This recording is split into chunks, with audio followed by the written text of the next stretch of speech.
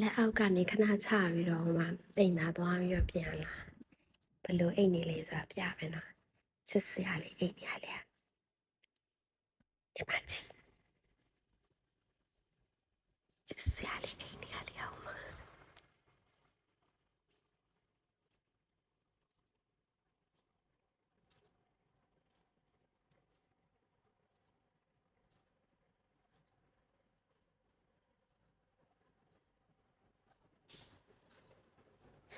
ဘလို့တော့ချစ်ဖို့ကောင်းနေရလေကြည်လီအောင်မကြည်လေးဘလောက်ထိချစ်ဖို့ကောင်းလဲဆိုတာကြည့်ပါဦးဥပြချင်စရာကြီးကြိုက်ချင်စရာကြီးနော်ဥပြချင်စရာကြီးတမင်းခေကိုချစ်တယ်လေဥတွေတထော်တွေဖဖိုးတွေဖဖွားတွေအတွက်တင်ပေးရနော်အမြဲတမ်းတမီးခေဗီဒီယိုလေးတွေမျှော်နေပါတယ်တင်ပေးပါတဲ့ဆိုတော့တင်ပေးမယ်နော်အားရင်အားသလိုတင်ပေးပါမယ်ရှင်ဒီမေမေရလေလေ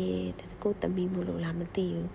ပို့ပြီးအချစ်ပို့ရတယ်သူ့အမူအရာသူ့ပုံစံလေးတွေကြည့်ရအမြဲချစ်နေရပါတယ်ဟိုမှာကြည့်ပါဦးတစ်တုတ်ခဲနေရပဲ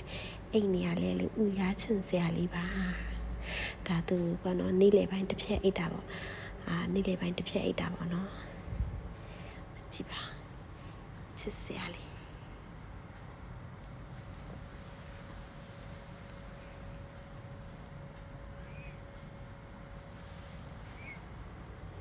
သူကလေငငယ်ကလေးကလေအိတ်လို့ရှင်အဲ့လိုမျိုးလေးမီးစီတွေထောက်ပြီးတော့အိတ်တယ်ပါချင်လားမသိ